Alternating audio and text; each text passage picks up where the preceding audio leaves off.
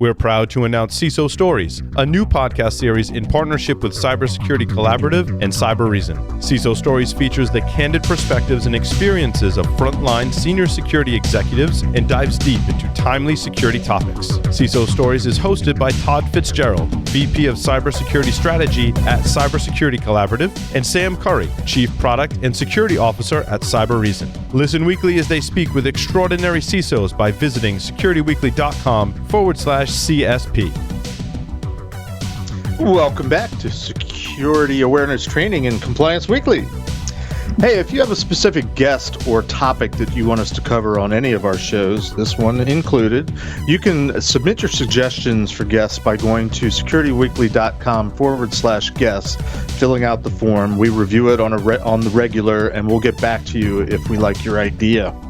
Also, coming up in the month of April, in the next month or so, let's say, our next live webcast is going to be April 29th. That's at 11 a.m. Eastern Time. And the topic is learning how to prepare for and prevent modern ransomware attacks. My buddy, Malware Jake Williams, is going to be interviewed on that webcast. And just FYI, what Malware Jake and I have in common is we are the only two people that appear in all four of the Tribe of Hackers books.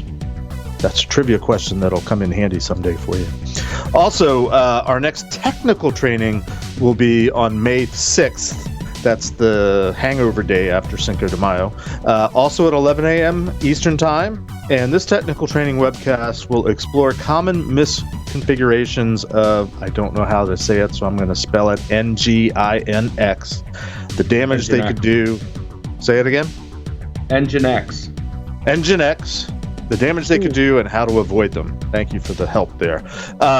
You can register for either the webcast or the technical training at the same spot. Go to securityweekly.com/webcast. And of course, as always, if you've missed any of our webcasts or technical trainings, you can find them on demand at, not coincidentally, securityweekly.com/on-demand. All right, I want to jump back into the discussion and hopefully shift gears a little bit. We had a great discussion in the break, and we're like, let's get it on the air. I wanted to set the stage in this way for the conversation. I think what we all sort of intuitively understand the good, the bad, and the ugly about the security awareness trainings that we've either been subjected to as employees over the years. I, as a QSA in the PCI world, have had to review and evaluate whether my customers are meeting their security awareness training requirements for PCI, and I've been doing that for 17 years. The root cause of the issue, I think, and maybe I'm going to expand on this based on the conversation from our first segment, but in my experience, the attitudes of employees at organizations, and we touched on some of them a little bit, but I think they revolve down to one of two things. And I would love to get your impressions, Kelley and Stephanie, or anybody else for that matter. But I think it boils down to people in companies and organizations these days tend to think one of two things.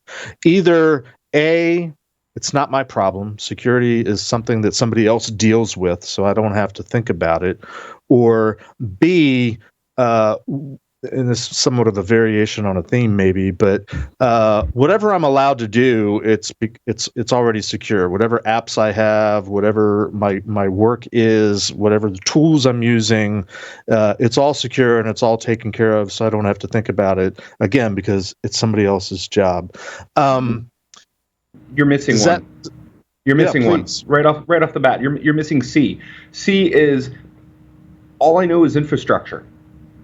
We don't have a security guy. We don't have a security team. We don't have somebody that we can call in the event of a WTF. There are a lot of companies that are out there that are small to medium business that don't even think of security until they get hit with ransomware. You may be absolutely right, Scott. It's just I don't get hired by those companies as a QSA. And I get that. But who was it that said you don't know, and the best laid plan is great until you get punched in the face? Tyson. A lot of these companies. Everybody has a plan until you get punched in the face. Mike Yep. Tyson. A lot of these companies have plans on how to keep their business moving, but they don't have a plan on how to secure it and keep themselves away from a ransomware attack. So security awareness training is great, but if you don't have a security program to start with, aren't you putting the cart before the horse? And I'm going to say this directly to the ladies. I would say, obviously, I actually think security is important first. You do need to have those things set up. But I have worked at organizations from a 3-person startup up to, several thousand people. And there is that continuum. So understanding if you are that 3-person startup and you don't have a security program or the money to do it, because it can be very expensive, even if your CEO or whoever the person is, you have to talk about security awareness. You have to talk about what are you allowed to do? Can you download things? So that way those bad things aren't happening. So if you have no security person and you're not talking about it, you are completely up the creek. I agree. Yeah, and I would say, go ahead. I was going to say, and you find out about those events at 1 a.m. on a Saturday. They are very never convenient, that's for sure. Yeah. And I would say, even if you have those things in place, let's say even for, growing companies or companies that have mature security programs, I would say, tacked on to what you brought up, Scott, the issue that I've seen in the past is that security awareness is like that extra thing over here. Like, oh, we're going to go through an entire day's QBR in a security team, and we've got 15 minutes left. How's security awareness going? And I think we're going to see over time, there's 2 reasons for this. Mistakes that I've made personally in my career, and that we are perceived we're great communicators and trainers, et cetera, but have never really been on par with, well, what are we doing with your Splunk and your CrowdStrike and all the data input that can come from that? Because it's easy to make data-driven decisions when you have tools designed to bring you data. We've not done a great job of bringing data from security awareness, so we don't get a lot of attention. Our data is activity-driven. Everybody took their training. We passed our SOC 2, sorry, Jeff, our PCI audit, whatever those things may be. Like, our numbers are great. Our compliance is good. People came to this luncheon or whatever it might be. At the end of the day, outside of the audit, which obviously is very important, they're just activity. So to me, I would put in 1,000 man hours into getting something done, and I felt hugely accomplished. But because I didn't have that strong integration with the rest of the security team, even though we work together every day, when our data doesn't match up, you're always kind of perceived at the kids' table on Thanksgiving. And I think that that's changing even now as we speak. There's definitely more understanding of, to Stephanie's words earlier, we're pivoting towards human risk and starting to kind of combine those data points in a way that's meaningful. And when you do that, you get leadership buy-in and you get budget. And the more of that you have, the more empowered you are to bring an effective and relatable program in any size organization, because you're not trying to explain to people why security awareness is important at a security team meeting. You're going, we all agree that it's important. Let's work together and combine those data points to really kick some ass. So earlier on the previous, if I can jump in here, on the previous episode, we were talking about how security awareness training could potentially be tied to RBAC, which is role-based access control, right? In thinking about this more and hearing the two of you explain all of this and walk through your thought process, it's really dawned on me that the user levels, it's almost like an upside down curve, where you're starting with the interns on one side, you come down to the security team, and then you're up to the CEO on the other side. Would something like that, if a company were to approach this and say, hey, we need security awareness training, is that something that they would be looking at, or is it a flat line? Like, what are we talking about? I think it's a circle. I think there's, you've got your finance team, you've got your security team. There's just so many different people at your organization who are all targets in their own unique way. And so it is like starting there by, letting them know, hey, we're all targets and security is part of all of our jobs. We do have a security team. We are spending all this money. We have all these amazing tools. But if you are not doing your part, or at least letting the security team know where the problems are coming in, like, again, we're in a team. We have to do it together. Yeah, and I would add to that, and I've been thinking about what you've said is what you deliver is really important and a little incomplete in that if a company really wants to be prepared, not only do they have to train people to understand their own significance in the company's security risk And, I assume you deliver that by explaining that they are themselves a risk, even at their homes. But also then what do you do if it goes wrong, right? And having, in previous episodes, we've talked about how if you're a company that's really ready to go for anything, then you have your emergency working group list on your, I don't know, I'm going to say Rolodex. I don't know what people use now. And everybody knows that list, right? So at this point, every company that does business that uses computers is essentially a wood house, right? And the analogy would be, but nobody has a fire department, right? And so there's a good chance your wood house will at some point catch fire. And if that's the moment that you start trying to figure out, how do we put this fire out? Who do we call? What should the people who are in the house do? Who should they tell to do the next thing? But your house is gone, right? Yeah. And so you need everyone in the house trained up on how not to start fires, don't play with matches, don't have the gasoline out, whatever. But you also need everyone trained up on, oh my God, you got some message on your phone that looks like you've been hacked. You don't think you're that important in the company, but what do you do? Who do you contact? Who do you let know? Like, how do you start the dominoes and understand what your role is when, if you see something, say something, what is the something you say and to whom? I think all of that has to be there for a company to really be able to say, we are prepared for these issues. We're not just avoiding them, but we know what to do when they come up so that we can contain them. Okay, so say That's it why I with think me. a security awareness program is. Yeah. You asked who we're going to call. Say it with me. Ghostbusters. Oh God! Seriously? I mean, I love would say that's why a Ghostbusters, so I'm security having awareness a hard program time is judging so this joke. important. Because the security awareness program, again, ideally is integrated with your security team. They're the face of your security team. And so they're approachable. People at the organization know who they are. So when they see the fire at the wood house, they feel comfortable talking to someone, reporting it. That when we started our security awareness program at Blackbaud, I think the security team kind of was like, they're badasses, amazing, smart people. And they're like, who's this person, right? But when they saw that the things that we were doing, that we, made the training shorter and easier and more enjoyable, and then we were, out there talking to people, they saw those reports increasing. And so people weren't wasting their time, and we were more secure as a whole organization.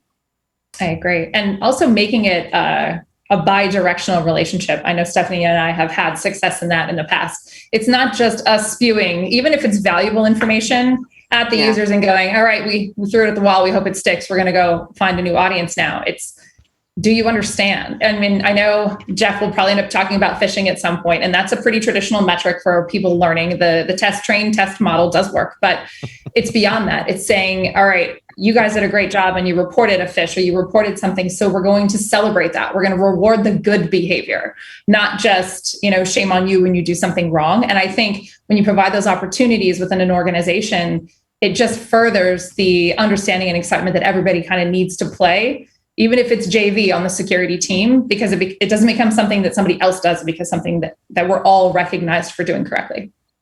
Yeah, and as you say that, and I wonder if this is something you already do, but you could incentivize that behavior. Mm-hmm. You could deputize everybody in your company, and they get something, right? They get a sort of a whistleblower fee. I think I got a phishing email. I did this. I did that. I reported it, and it makes people really interested in being your investigators on the ground to, yeah, I think that, I don't know if you guys do that. That would be an absolutely wonderful idea. You can't just talk about what not to do all the time. You have to talk about what to do. And so you should incentivize it. We used to give out gift cards. We'd give out, we would pick randomly a $25 gift card for someone who reported a phishing simulation, and a $100 gift card if you reported an actual malicious phish. Someone on the Discord was saying we should give out cake. We used to give out donuts to kick off Cybersecurity Awareness Month. Whatever it takes to get your attention. Cookies? To get you do you give out engage. cookies? course. Absolutely. You know, Jess, I'm secretly waiting for you to start saying, "She is for Cookie." I mean, I'm gonna be honest with you. You're the one with the correct colors to do that, Scott. Oh, I know, right? I want to interject two things and let me spew them out and see where we go. First, I don't think Kelley or Stephanie ever responded to sort of my opening statement of how do you deal with the fact that most people in organizations either are underfunded, to give credit to what Scott threw in, or they think it's not their problem. Why should I care about it? Or they think, well, it's done for me, so I don't have to think about it. That's the first question. Second one, just based on what we were just saying, in terms of what you guys are trying to do different, and you haven't said it yet, but gamification is a thing within the security training world, and I, as an old curmudgeon-y, grumpy person, think gamification, despite what my shirt says, is a horrible way to try to motivate people. But I concede that maybe it's a generational thing. Now I'm wondering, is it, and to what, so in the form of a question, to what degree do you try to focus your training and tweak and evolve your training based on, I guess collectively it's knowing your audience, but whether it's a generational thing or based on our discussions, especially in the first segment, based on a gender thing. Because I keep thinking, I'm a guy. I don't look at the map, Google Maps to your younger people. I don't follow. I don't read the instruction book. I'm a guy. I figure things out, which usually ends up by I'm on a dead end road type of thing. But how much do you factor in, I guess, knowing your audience, to put it, that's the second question. The first question is, what's your take on, they're not funded, they don't care, they think it's somebody else's responsibility, it's done for them. Kelley and Stephanie. Go ahead, Kelley. Well, I'll start with the funding piece, because in every job I've had, I had to sing for my supper. So, because it always starts with compliance. So here's our audit requirements, go have at it, do the best that you can. Your budget is your salary. So unless you want to take a cut, sweetie, you're going to have to go figure it out. So the first part that I always had to do was get to those good points, demonstrate some form of success, right? We were at a 72 and now we're at a 98. Congratulations. And a lot of that was just bootstrapping and being creative and building relationships throughout the organization, because a lot of people, as we talked about before, there's only one person in an organization doing security awareness. So you rely on, I honestly didn't rely a lot on my security team. It was my communications teams, marketers, branding, anybody that could help me be more creative, because my stick figures are crooked. That's just not a skill I have. But if something's not visually appealing, I'm not going to look at it. That's just, marketing and branding 101. So I think you get a measure of success, and then you have something to lean on, a little bit of a data point, like we talked a little bit about before, to grow the funding and be able to justify it. And so much of that has to do with leadership and just the organization as a whole. I used to dig and do research on, hacks in similar organizations or in, benchmarks in our industry, anything that I could say, let's please get ahead of this. I just need this little bit of money to do it. And once you're successful, that becomes less difficult, but it's definitely a hardship. And then for the it's not my job thing, I'm going to hand that one to Stephanie, because she did such a great job at that at Blackbaud. I think it's that culture piece, which we're talking about today. And I think, kind of echoing on what Kelley just said, all of this, both of those questions, it starts at the top at your organization. If your leadership team cares about this or thinks this is important, then it's not a big deal. It's really, security awareness isn't that expensive when you think about a lot of other things that organizations are spending money on. And again, I would say that you get a huge return on investment by making your organization more safe. You're not hopefully going to be involved in a data breach, or you'll be able to shut it down quickly if something happens, because we're all obviously at risk. But back to the not my job thing. Go ahead. No, please, not my job. Go for it. Yeah, not my job is, again, having that conversation, always making security a part of everything, where you're talking about it all the time. And so I think in security awareness, I think most people do the right thing if they know what it is. Mm-hmm. So if you're mad and they don't know what to do, it's just those stupid users, half the time it's just that you didn't tell those users what they were supposed to be doing. So if you tell them it's their job, they'll mostly do that. So you're telling me that that the investment that we just got from the government, we shouldn't spend it on a boat. We should spend it on security awareness training? That depends. Are we going to get invited on the boat? Because we could we're pretty creative. I bet that we could really do those things together. There's an angle there for sure, Scott. I think what she said is there's discount trainings if it's on a boat, right? Yes. Nautical trivia in between. Yes. Done. Well, it's funny. It's funny because in a lot of IT reference, we use north, south, east, west, much like a compass rose that you would find on a boat. So being able to define how to navigate not only the security inside of your company, but also how you educate your end users, I guess there could be a parlay there. Savvy? Yeah. Seriously? You're doing Pirates of the Caribbean? Yeah. I mean, it just, listen, if it fits, dude, that joke is played out. But why is so the many ring ways. Next gone? training series, pirates or a boat or a yacht. I'm feeling it. There's a theme, Stephanie. We're going to have to start building something. At the end of the day, we like to refer to security as defending yourself from cyber pirates, right? No, not really. Not yet. But I kind of like it. I'm here for this. I like the idea of also giving this information as stuff that doesn't end when you walk out of your office, right? This is like you're giving people, just back to my prior self-defense analogy, this is just self-defense. Like they're going to take it home and their home is going to be safer. Their bank accounts are going to be safer. Their kids are going to be safer. And you just, change it into a way of being, right? It's like brushing your teeth, right? You would do that no matter what. And so you need to do this. You need to be mindful about your devices and your computer use. And once that becomes an inherent habit, people then bring that habit into the office, right? You started at the office, they take it home, they keep doing it, and then they become that person. I think that's probably the only successful way to get real behavior change and the real buy-in. It absolutely is. I love that point, Priya. And that's something that it takes time. I think having an expectation that you can change, especially, a company, 5, 6, 7, 70,000 people, it's got to be incremental and relatable. So it does take time. And I've certainly seen even smaller successes when you start talking to groups of people. You don't lead with, here's my policy, although policy is important. You lead with, think about all the other things you do in your life for basic security or safety. Think about over time how those things have changed. I bet when I was a kid, we didn't lock our doors all the time if we were walking down the street. I bet if I never wore a seatbelt the first time, I'm dating myself quite a bit, but I remember going on a family trip with my dad and sitting in the front seat on a pillow because I didn't want to sit all the way. I didn't even have a seatbelt on because it just wasn't something that you had to do. Now I would strangle my children if they ever didn't do all the buckles up when they got in.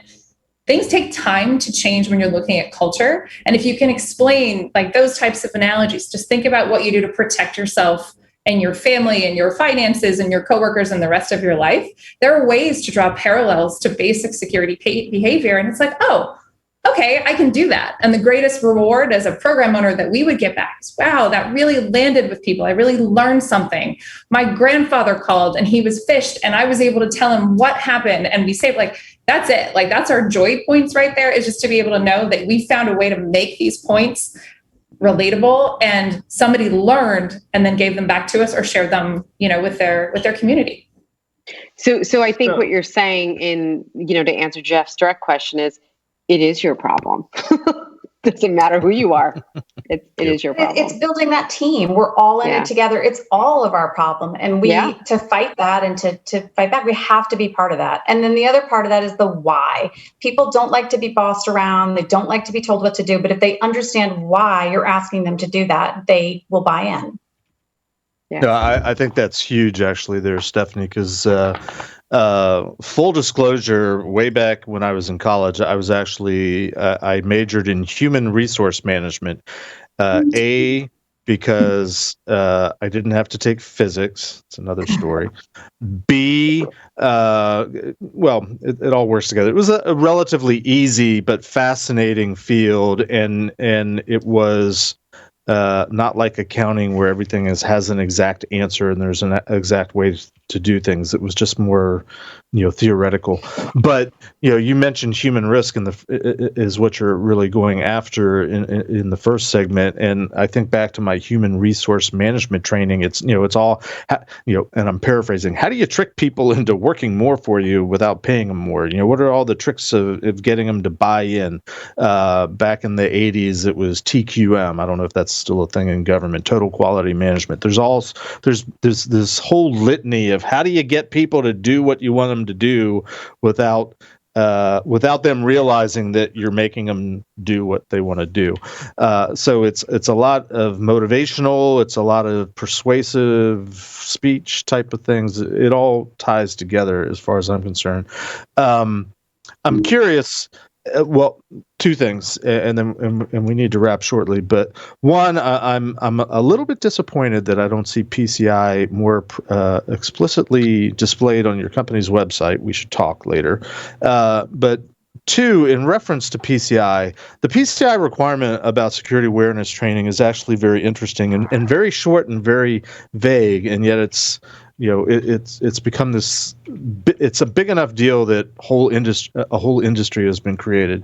Not that you guys are just doing it because of PCI, you as a company, but the requirement actually says that you should have multiple methods of communicating awareness to your personnel.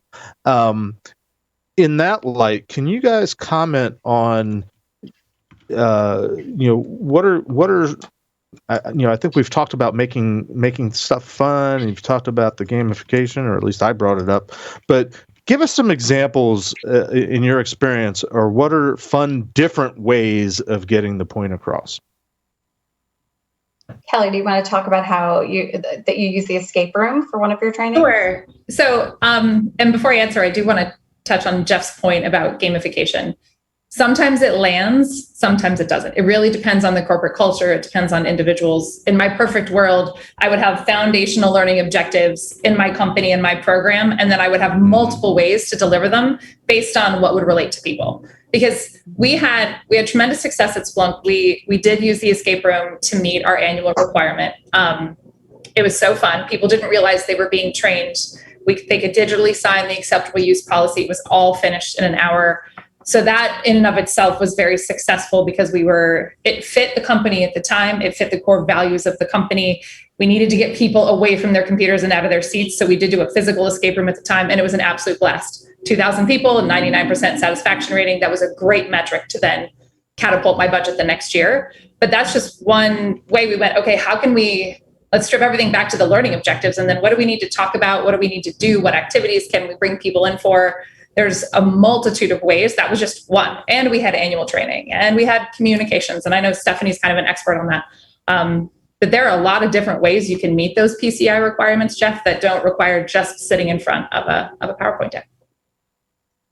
And I think one of the challenging things with a lot of the compliance things is they are really broad. And so it's like, oh, you have to train, but it's not specific. But to PCI specifically, we had, again, you need a security awareness person. So you're running your annual training, you're doing a communications campaign all the time, whether it's in Slack or Teams.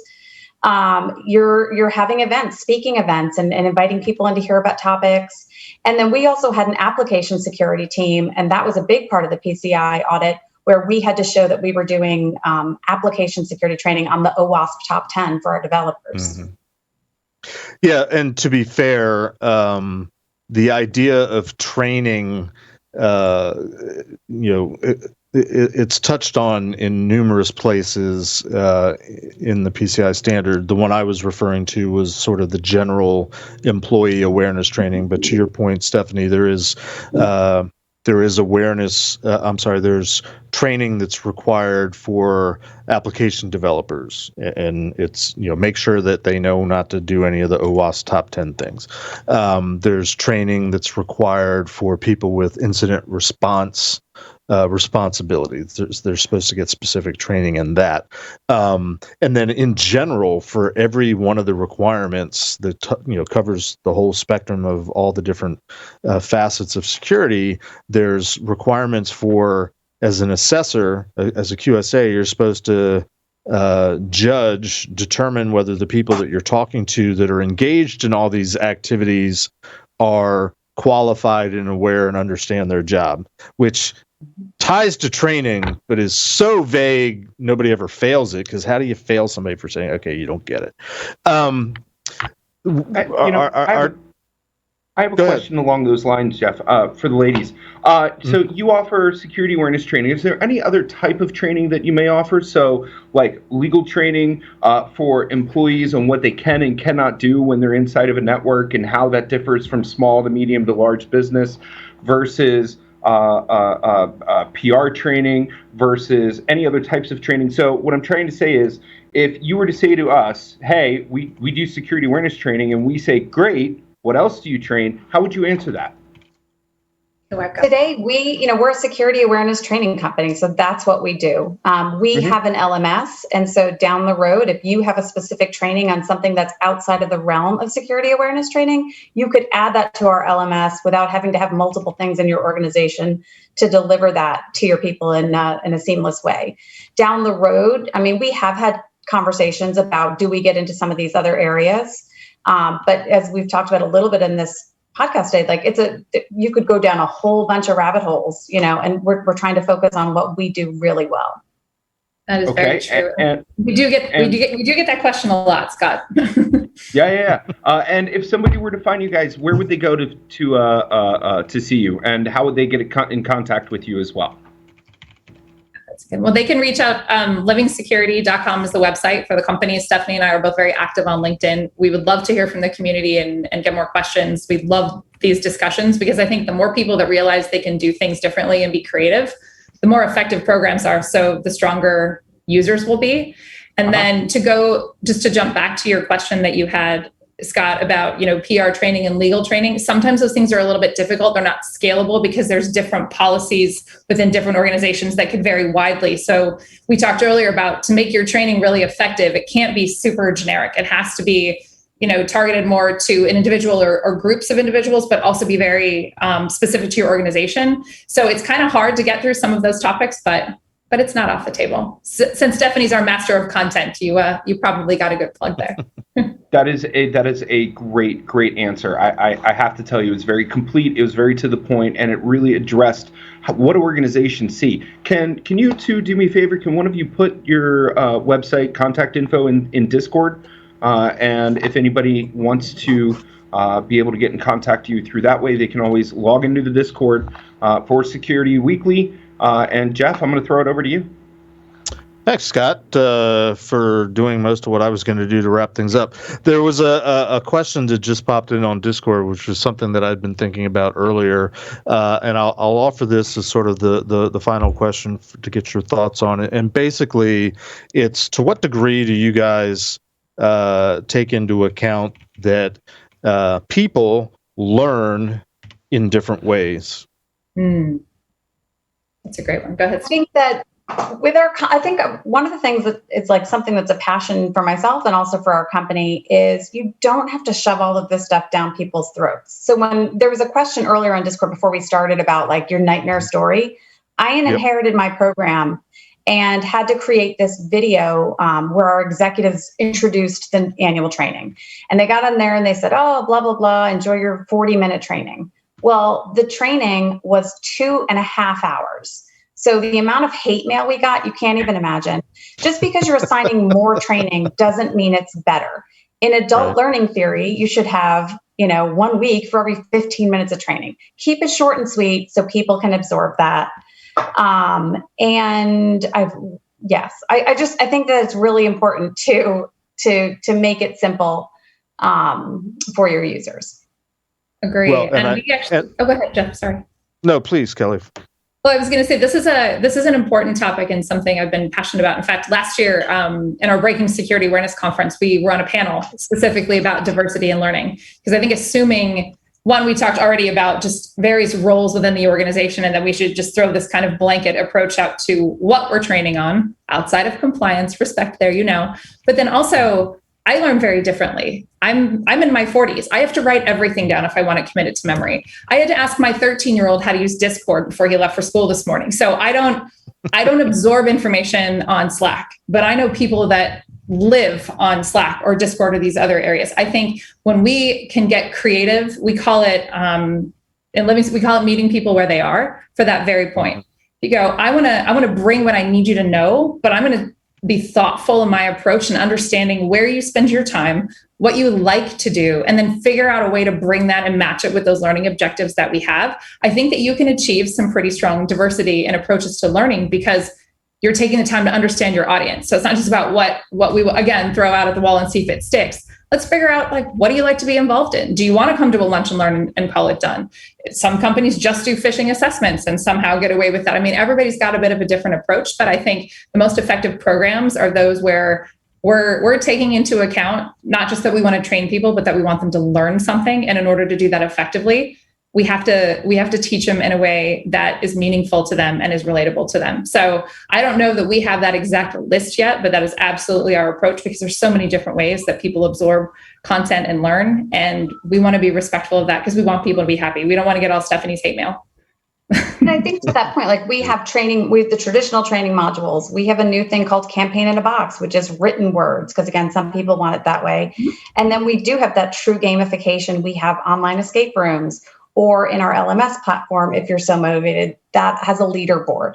So I think you do have to have a holistic view and make sure that you're hitting all areas so someone and everyone is paying attention. Great. All right. Remind me to talk about escape rooms once we close the episode, because I have a question for you guys. But I want to thank you guys for joining us today. It's certainly been an engaging and entertaining and thought-provoking discussion on a topic that very often, and with my PCI blinders on, it's almost one of those annoying little one-off requirements that nobody thinks is important, and yet it's there. You have to do it. So I appreciate very much the fact, because I have to review so many security awareness programs that my clients put forth.